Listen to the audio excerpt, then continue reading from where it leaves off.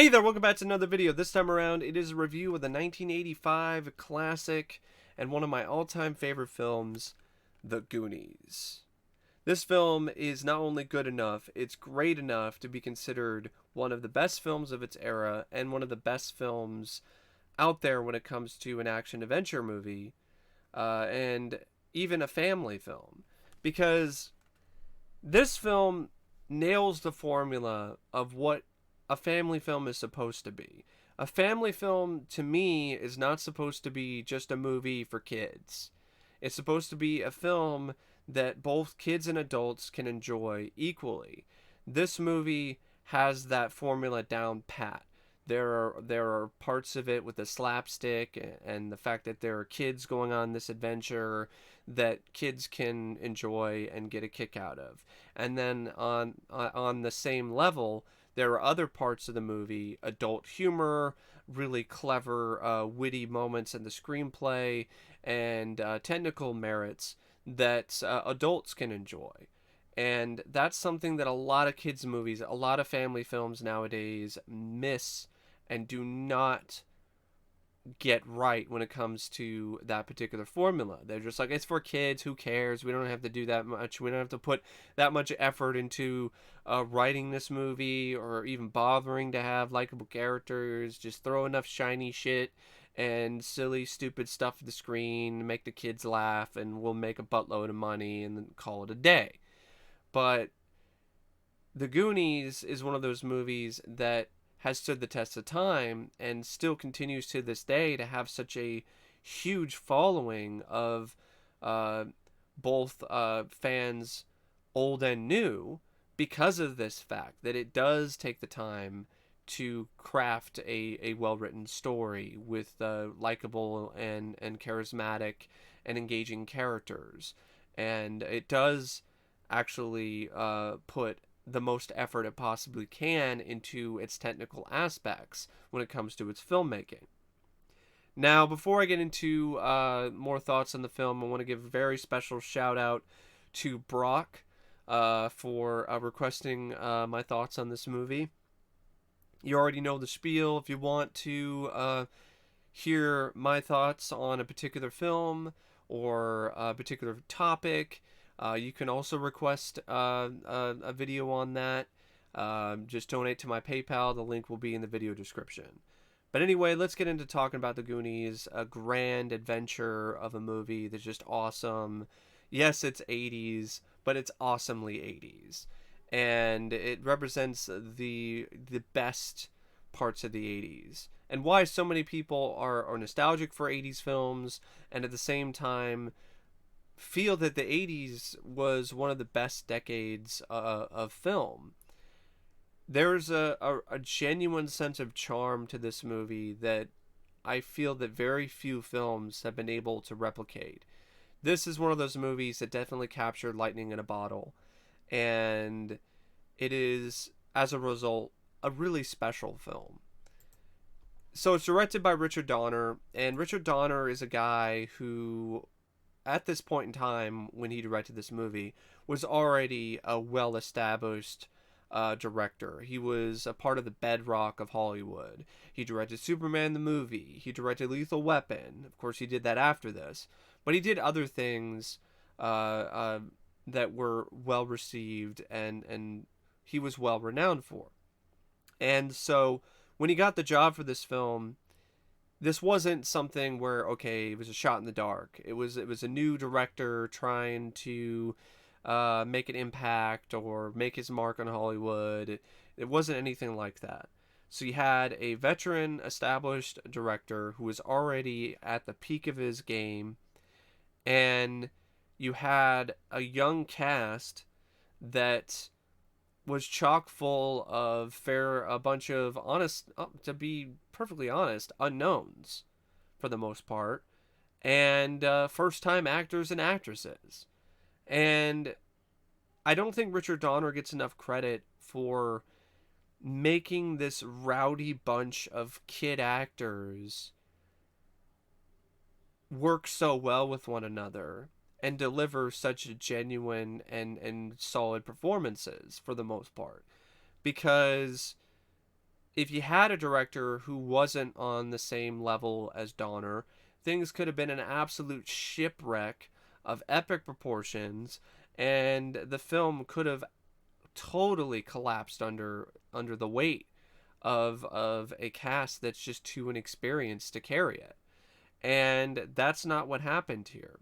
And Richard specifically took chances and did things differently with the shoot of this film so he could get more genuine performances, so he could get the best possible performance that he could from these actors. And what he chose to do is do so much of the spectacle in the movie for real. Nowadays, they just do it behind a green screen and you get very inauthentic performances from young, inexperienced actors, because how are you going to get an authentic performance if they're just acting in front of a green screen? Especially from actors who were just starting out and just getting their feet wet.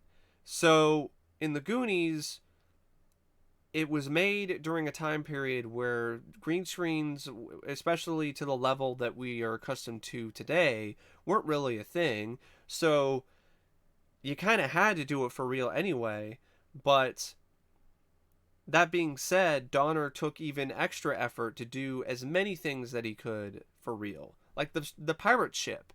One-Eyed Willie's ship, that's real. That was a real ship that the prop makers and the crew built from scratch. And in fact, Richard kept that fact from his cast to get more authentic performances, and the first take didn't work because the kids were just too enthusiastic. They were too shocked to the point where they couldn't really go with that. One of the kids even said, "Holy shit!" And they were like, "Okay, we can't do that." Even though the movie has a lot of swearing for a kids film, for a family film, they still couldn't go with that cut because there was too many instances of "holy shit" and swearing from the kids when they first saw the pirate ship for real. So they went with the second take, and the rest is history. So yeah, that's just a test. I wanted to bring that up because it just shows you how much passion and how much genuine care Donner put into the production of this film. His effort was amazing, and as a result, it's a big part of why the film is so amazing. But it's not just that. It's not just his effort and his time with the cast and so on and so forth that is worth noting when it comes to his direction. I mean, Richard Donner is a legend. He's a great director, and his directing in this film is no exception to most of his other work. It's got the right amount of energy. It's epic in size and scope when it needs to be. There's a lot of different sort of camera work that's involved here in terms of different angles and different types of shots. Overall, really impressive job, well done by Richard Donner when it comes to the direction. Now, one of the things that I feel also is very integral to this film's success is the screenplay by Chris Columbus. Chris Columbus would go on to direct himself and do some really good work later on in his career. But around this time, he was doing things like Gremlins and the Goonies, and he was really knocking home run after home run when it comes to his screenplays around this time. And arguably, I would say Chris Columbus, at this particular time in his career, was one of the best screenwriters in Hollywood. I mean, look no further than the Goonies or Gremlins. I mean, to get the proof of how truly talented and great Chris Columbus was when it comes to writing stories for cinema. And this is just such a simple concept, but it's so brilliant and it works so well. It taps into the need and the drive that we all have to go on an epic adventure with our friends, and it's not overly complicated. There's not really that many plot twists. Uh, it's more straightforward, but that's what makes it. That's one of the many reasons why the screenplay works so well. Is that it's a simple, straightforward plot line about these kids, the Goonies, who go on this epic adventure and search for One-Eyed Willie's treasure so they can save the Goondocks, so they can save their home from these unscrupulous, uh, really awful, yuppie pirates in multiple ways, from taking their homes away and building golf courses and completely just destroying everything for the sake of money. And so just from that plot alone, you're already on these kids' side. You already want them to find the treasure. So that's one aspect of a story that's already in the bag. And then Chris Columbus then uses his talent to throw in really clever, witty stuff in terms of dialogue, in terms of lines for the characters to say to one another, and also when it comes to the various different sort of things and and I'm trying to think of the right word. Uh, Obstacles that the cast has to overcome, and also balance everything with this zaniness, this comic book kind of tone, but still manage to have a certain reality, a certain grit to it, despite all of that. And that's no small feat. That's something that's really hard to pull off, and I feel Chris just did a remarkable job doing that. And there are so many moments with the screenplay that are just so good. For instance, with his script, there are a lot of things that connect together by the end of the movie that you might not really necessarily get the first time around. And then there's other things that are threaded together in other ways, like in jokes and comedy.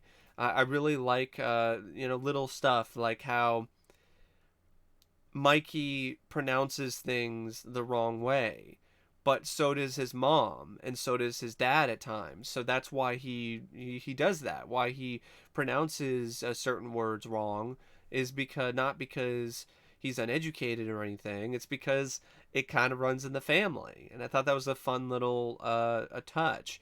And then how the screenplay incorporates different languages into things. I mean, the stuff where Mouth is translating for Rosalita is comedy gold. It's dark, it's disturbing, but it works so well because of the language barrier and because of how Chris Columbus plays with language. And there's a lot of other great stuff. I mean, the whole Chunk story where, tell us everything. Okay, I'll tell you everything. And it tells the Fratellis everything that's ever happened in his life, all the bad things he's done, the stuff from the movie theater, and when he threw up over the balcony, and everyone started throwing up on each other. It was horrible. But yeah, there's a lot of great stuff in the script. There's even callbacks to Gremlins, like which is something that, I mean, that is not the kind of thing you would normally see in a screenplay for a completely separate film by the same screenwriter. So that was a really fun touch where Chunk calls the police and the police officer is on the other line and he's like, yeah, sure, you found the Fratellis. Like that one time you had those creatures that you dump water on them and they multiply. So that was just a really fun, callback to Chris's other film that he did, the Gremlins. But yeah, it's just a great script. I love this screenplay. Also, how he handles a disabled character in Sloth. I love the way that Sloth is written. It starts out one way where you think it's, oh, he's just a monster, but as the film goes on and as the story continues to unwind and unfold, you really start to genuinely love this character and this as a person, not as a monster, not as a makeup effect. You start to love Sloth as a friend, as a human being, and you start to see these qualities about him that are very endearing and very wonderful and inspiring in a lot of ways. And I think it's one of the best portrayals that I could think of not judging a book by its cover and showing a character who's disfigured or disabled in some way, and showing them in a positive light by the end of the film. And I think it was important to have this initial monster kind of approach until they gradually show you, that he's sweet. He's actually sweet. He's a sweet person, and that we shouldn't judge people, by their appearance. It's just one of those movies that I could gush about for hours. And one of the big parts and one of the big reasons why the film is so chock full of so many moments that are worth treasuring, and worth their weight in gold, is because of the work by Chris Columbus. Spielberg apparently had a story draft, but Chris is really the one who made this film what it ultimately became and what it ultimately is. But that being said, you have Donner, you have Chris Columbus, an incredibly talented screenwriter, an incredibly talented director. None of that would really elevate the film to the status where it is now, at the top of this genre of family entertainment or action adventure, in this vein. I mean, with teenagers and stuff like that. It's not. I'm not gonna say it's better than stuff like Raiders of the Lost Ark, but that's a different kind of action adventure movie, because this is more of a adventure comedy than it is really an action film. I mean, on an action standpoint, it's not the best film ever, but it's not really an action movie. It's an adventure comedy. It's an adventure film, and it's one of the best that has ever been made because it just captures so much of what makes adventure what it is. And you can't have a great adventure movie without a great cast, and this cast is phenomenal. Sean Astin as Mikey. It's hard to believe that he only did a couple bit roles on a few TV movies before he was cast in this film. You would have never thought that. He handled with this film on his shoulders like a champ. And you could see why he would go on to get more roles and why he would really start to make a name for himself in Hollywood after this. Josh Brolin as Brand, his older brother. Josh Brolin, I don't know if you know this. I mean, fans probably know this, but in case you didn't know, this was his acting debut. Josh Brolin had never acted in a film before he did this movie. Jeff Cohen had only done a little bit here and there too before he played Chunk. And Corey Feldman, he had done some stuff, but not really a whole lot. I mean, he did. I think he did like that one bit. He played a character in the final chapter, Friday the 13th, but he wasn't like the big name that he would go on to be after this when he would do films with Corey Haim and so on and so forth. He was still a fairly young, up-and-coming actor at that time. Johnathan Ke Huy Quan, Ke Huy Quan, I think I probably butchered it. He was the most established actor when it comes to the main cast because he was in Temple of Doom and he had done that. And when it comes to being in a big movie, because this is a fairly big film. I mean, it only cost $19 million, but Steven Spielberg is one of the producers. It's directed by Richard Donner. Chris Columbus is doing the screenplay. It's released by Warner Brothers on a wide release. So this was still a fairly big movie. It was a summer film too. It came out in June of 1985. So this wasn't a small scale or a small film by any means. Kerri Green, I think she had been in some stuff too, but not a whole lot. Actually, no, I think this was her acting debut as Andy. Martha Plimpton. Um, so that whole cast of Mikey, Brand, Chunk, Mouth, Data, Andy, and Steph, compromised of actors and actresses who were either performing their first ever acting roles for film or their first really big feature films or their second big feature films or just their second films period. So yeah, and what makes this cast so great is not solely because of the performances, because some of them are not, like, let's say, really polished. They're not great. Some of them are a little rough around the edges due to their inexperience and due to the fact that they're kids. But that is something that really doesn't register that much when you watch the movie because of their chemistry. They have undeniable, unbelievable chemistry with one another. You buy that they're fast friends on the set, and you buy that the friendship is real and it's genuine. And as a result, it's just such a blast and it's such a joy to watch them work with one another and to have these back and forths and to have the banter and so on and so forth. It also helps that there are kid actors who really know how to deliver their lines, especially ones that are supposed to get a laugh. Corey Feldman, and you know, Jeff Cohen, those two definitely are the ones that stand out the most. I mean, I still to this day, like, whenever I think about certain things, like whenever I think about Tongue, I think about this movie, and I automatically think about that scene where Corey Feldman, Mouth is like, I want the fettuccine Fredo, and the blah, blah, blah, blah. It's like, the only thing we serve here is tongue. So that's when I think of Tongue, I always think of that scene, and there's so many just fond memories I have that are associated with this movie. The bullet holes were this big, and just so much fun. I mean, like I said, I really could gush about this movie for hours.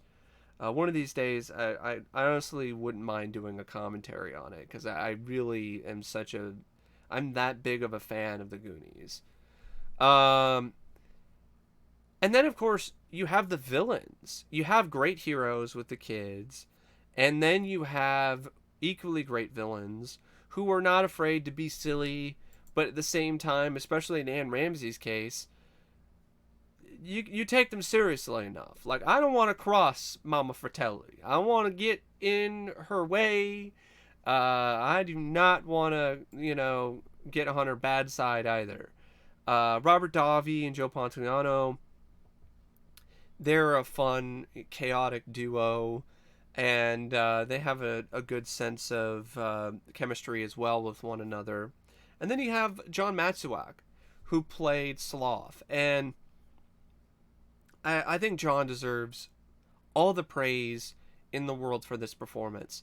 This, in some ways, you could argue could be Oscar worthy, and I know some people are like, whoa, like, but seriously, think about what he has to deal with, what he had to deal with while shooting this film and playing this role.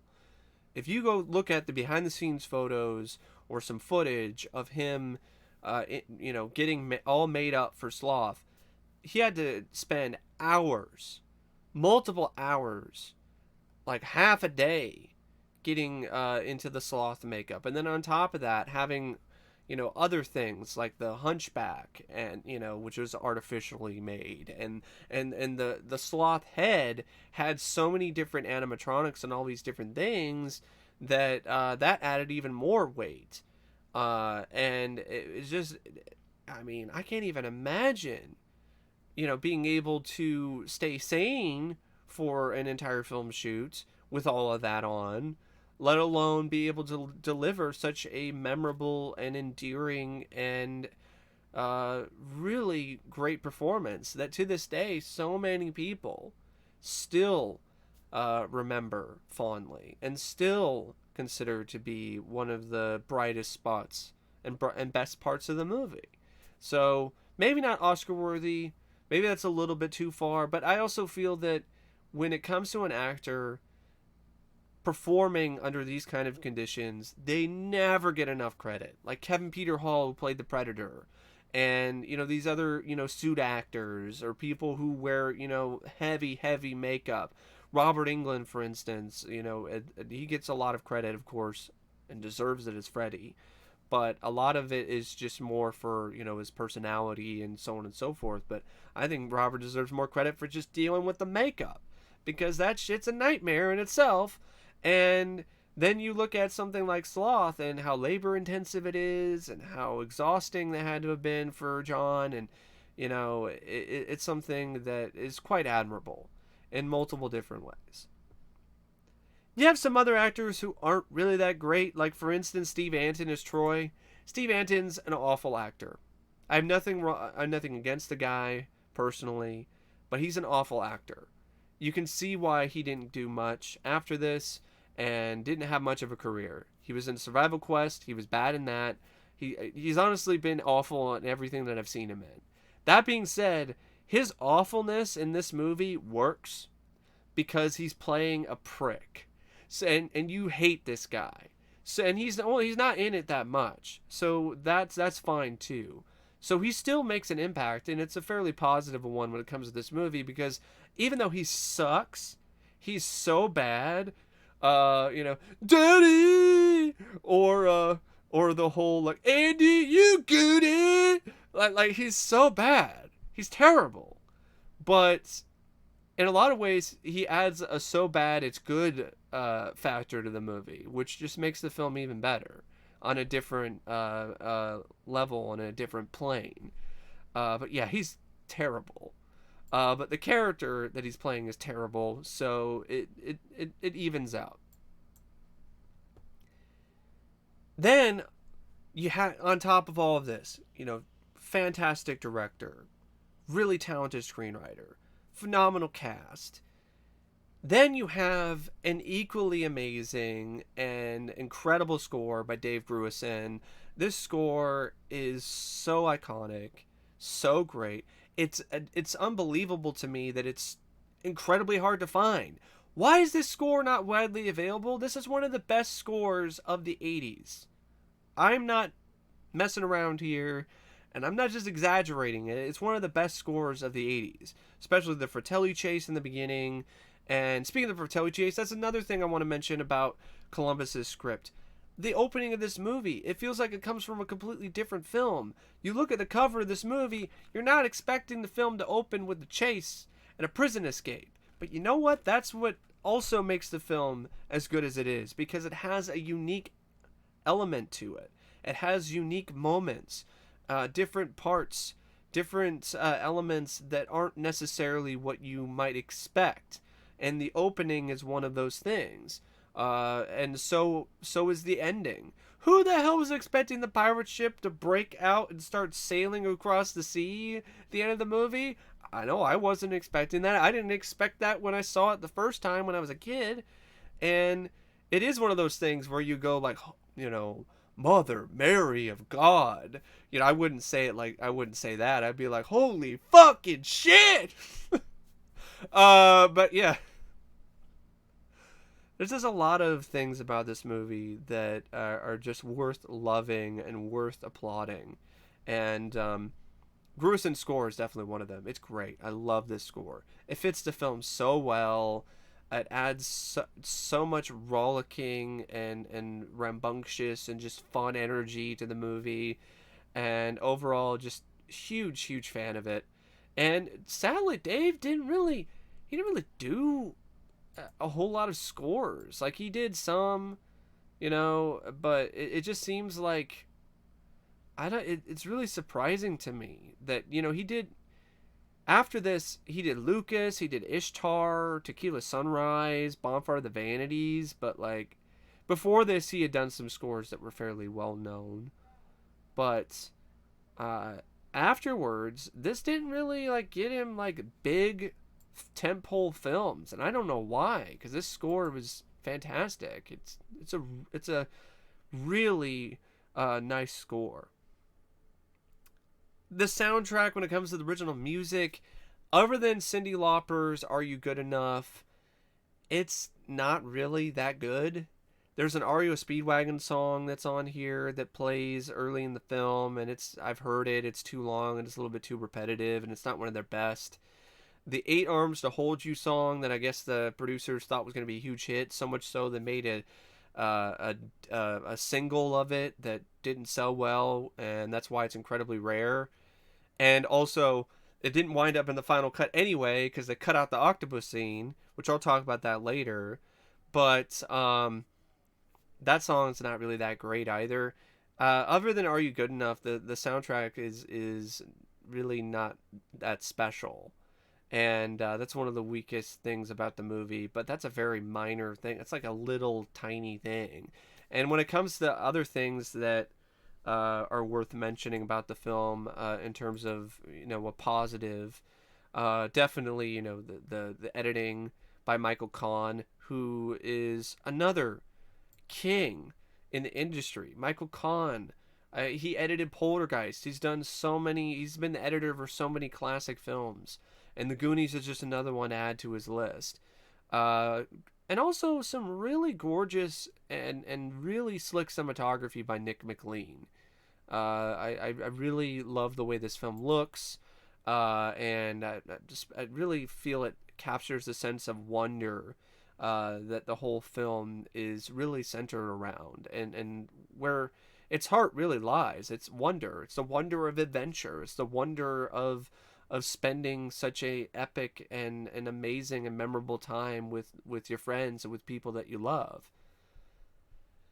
And now we get to like the negatives, which are very like I don't really have that many negatives to say about this movie, but I'm gonna do it for the sake of fairness.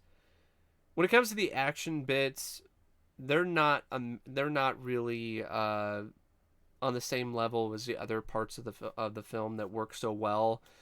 A lot of them kind of rely a little bit too much on the slapstick sort of stuff, but it's not an action movie, so ultimately it's not really that big of an issue to me. There are some characters, for instance, Martha Plimpton's character. Out of all of the Goonies, Steph really gets the raw deal. Like, she doesn't get a whole lot to do. She punches Mama Fratelli out, but it's honestly a weak punch, and I really think they should have done another take. That being said, she doesn't really do a whole lot, and in a lot of ways, she feels like she doesn't even really need to be there. And it's nothing against Martha Plimpton, nothing against the character Steph. I don't hate the character by any means. It's just a character that just feels tacked on, and I feel that she wasn't given as much to do as the others, and I feel if they're going to have her in the group, she should have had more to do than what she was given. Also, how the hell did she see throughout the entirety of going underground and trying to stay one step ahead of the Fratellis and doing all this other stuff without her glasses? I am blind as a fucking bat without my glasses. I can only see what's like literally in front of my face if I don't have my glasses on. I don't know how she managed to do it. Maybe she had some innate mutant ability or some shit, and she broke her glasses and she was still able to like give herself 20/20 vision or some shit. I don't know.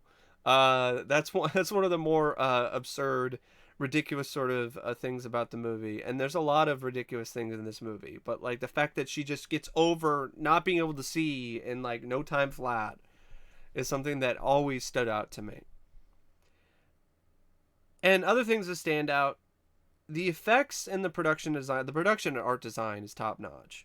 I love the look of the booby traps and the underground layers and the treasure ship. I mean, the pirate ship with all the rich stuff. And what a great setting too, in Astoria, in Oregon, and Cannon Beach. But that being said, the bats, fake as hell. Like a $19 million budget, and the bats look like they're on strings. But that's a very minor, like little one of those little quibbles I was talking about. And then there are some moments where the humor, it doesn't quite land. Like the whole thing where I mean, even as a kid, I was like, huh? I've always been puzzled by this choice. So when Sloth and Chunk are going, you know, underground, and they go past where the other kids were with all the moving pipes and stuff, there's a scene where Sloth grabs a pipe and slams it into, you know, the top of what is basically a road, and you hear a car crash and somebody screaming, and you're like, that's a little bit too dark for this movie. This film has some dark humor, like Mouth being a total troll. This is a tangent, but I gotta mention it. Mouth in this film, he is one of the original trolls. The thing is, though, unlike a lot of online trolls or other trolls in general, he's still likable, despite the fact that he's such a little shit. That being said, I really don't like that random bit of really dark humor. It just kind of takes you out of the film for like a few seconds. You're like, so Sloth just killed somebody? Like, why? We didn't need that. That wasn't needed. And then there's some continuity stuff, which doesn't bother me, but I know some people are like really, anal about that stuff. But this is stuff that was pointed out in trivia that I was like, oh yeah, okay, I guess that does happen. But it doesn't really bug me because I'm just enjoying the film so much, and the characters and the story and the adventure of it all. But yeah, the continuity stuff, like how do the Fratellis manage to catch up with the Goonies, following the same path that they went on when they triggered a booby trap that sent all these like rock pillars down, so that blocked the path. But the Fratellis that are seen in the scene later going through this path and the rock pillars are no longer there. How did Mikey get out of the trap when his arm was stuck in it?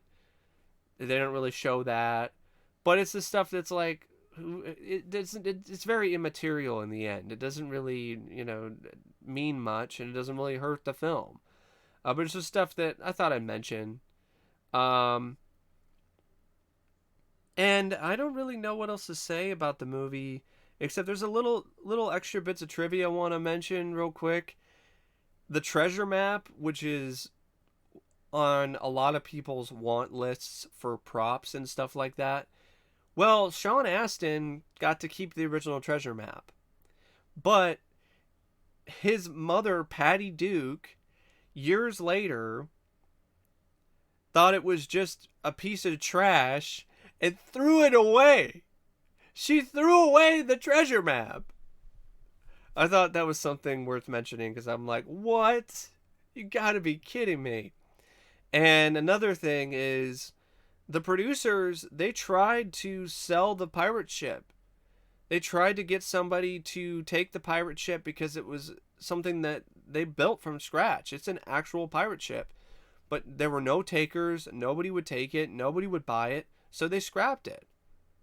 I mean, can you imagine that pirate ship still being intact and somewhere in Astoria? That would be a huge attraction, a tourist attraction nowadays. But nope, people weren't thinking ahead and didn't really think that much of it, and it was scrapped.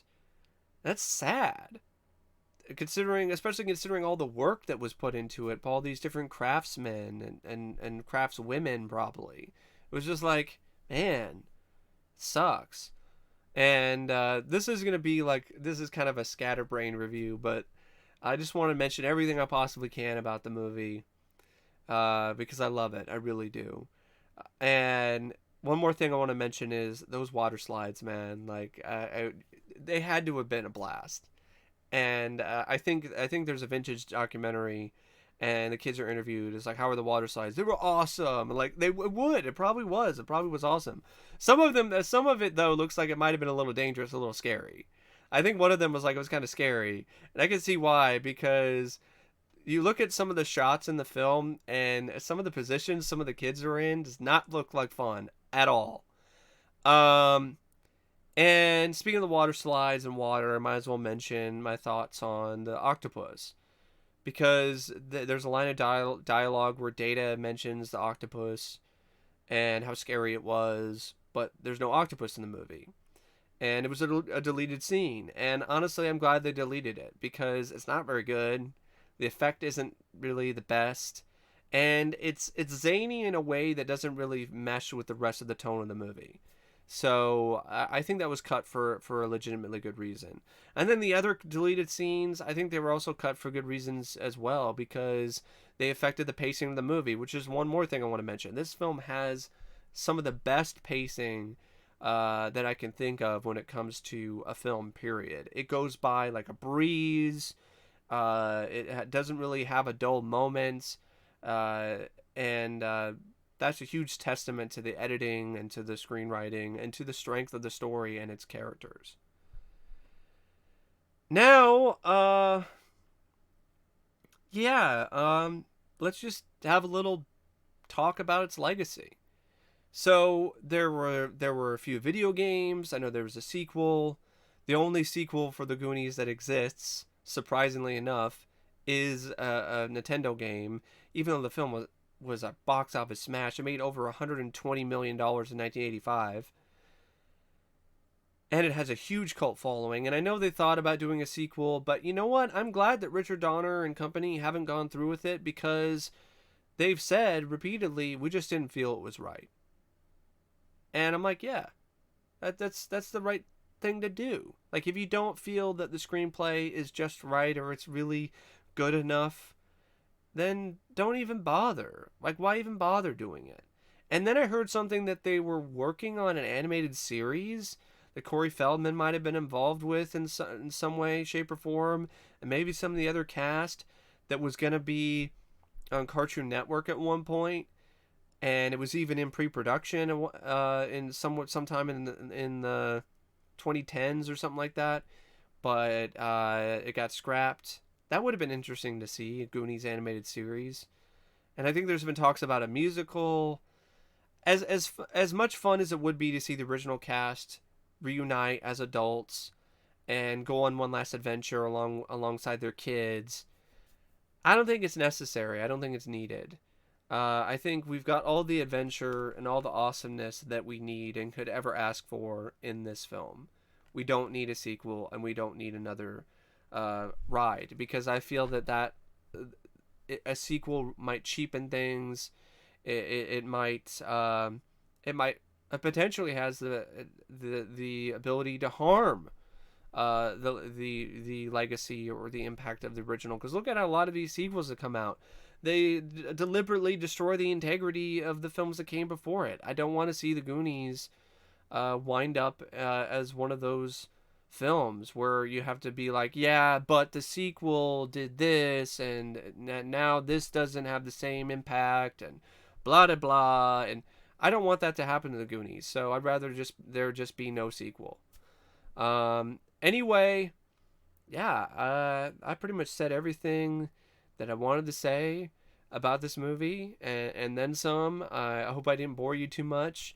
Talk about the movie for over 40 minutes. But hey, that's shorter than my previous video, which was over an hour, so I'm making progress.